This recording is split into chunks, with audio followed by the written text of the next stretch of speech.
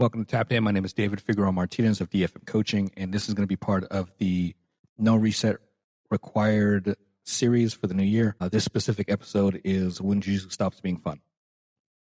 This is a difficult one for us to kind of tackle. At some point, we're going to feel like the joy from Jiu-Jitsu kind of fades. There's going to be several points.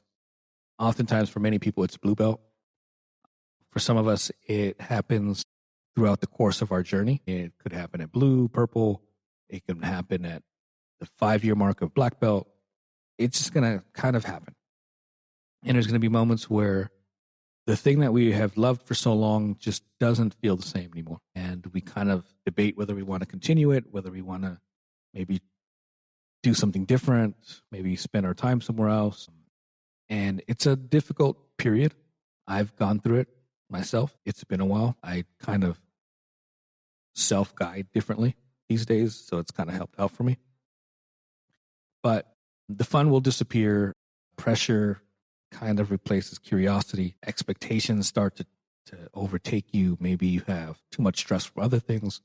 And Jiu-Jitsu could even feel like a job for some of us. Like those of us that are teaching 15, 20 classes a week or a month.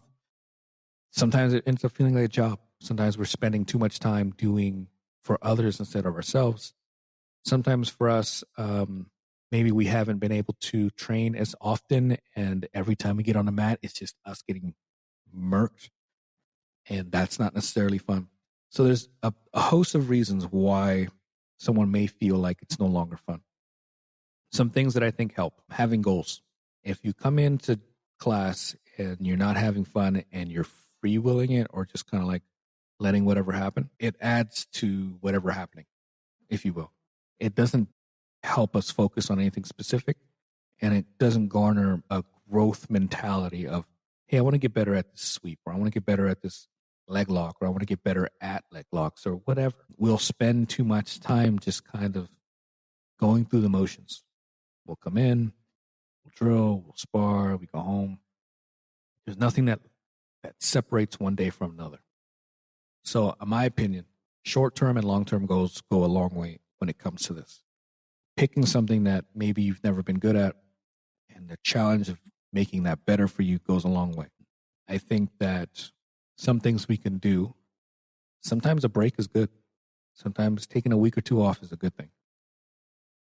It's scary because maybe you won't come back, and some instructors don't want to offer that. But as an outsider, just giving some advice, there's no off-season jiu-jitsu.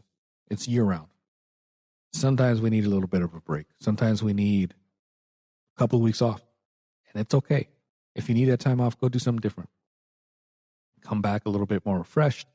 Maybe the week off, you intended to take 2 weeks off, and you feel more like, oh, shit, I want to get back on the mats. It kind of spurs that going. It's a good thing. I think also changing the room up. Go to open mats outside of your home gym. Go find some new people. If you're an instructor, go teach workshops at another gym. That's been huge for me. Not that I was bored with jiu-jitsu, but it's been really fun teaching at places other than my home gym. You get different personalities, different approaches. I start learning things because I'm teaching different people. Because I'm around other black belts, I start learning things and they start suggesting, hey, maybe you should do this or you should do that. And that spurns on my curiosity into any specific topic. So it's beneficial. I would say sprinkle in a couple of seminars.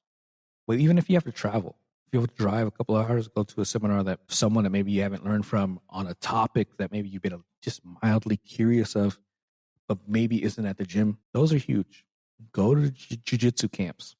Could be pricey, but very beneficial. I came back with so much knowledge and so much like curiosity on things that I wanted to dive into when I got back that it was beneficial for me. The other thing you can do is set up a competition. Hey, I'm going to sign up at IBJJF San Diego in 4 months. And then that, again, goes back to short-term, long-term goal setting, allows you to focus on something other than just showing up and going through the motions. I got to now focus on my diet. I got to focus on the intensity levels that I'm training at. I got to focus on a bunch of the other things. And I'm assessing my own game and the things that I need to do better or that I need to fix or the things that I do really well that I want to sharpen. It allows you to look at jiu-jitsu more analytically instead of just showing up. Just showing up doesn't help. I think it adds to the boredom. It feels like you're just never going to, like you've lost your spark.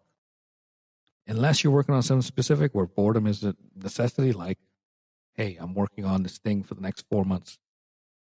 I'm going to be a little bit bored there sometimes. But if I'm actually not enjoying jiu-jitsu, try some of these other things. Cross-train judo. Cross-train a little bit of wrestling. Cross-train something that you're not well at so that it builds that curiosity and spark for knowledge. Hopefully this helps. If you have any questions on this or any of the other topics that I'm covering or anything in general, please hit me up, BFM099 on Instagram or Threads. Until next time, thank you so much.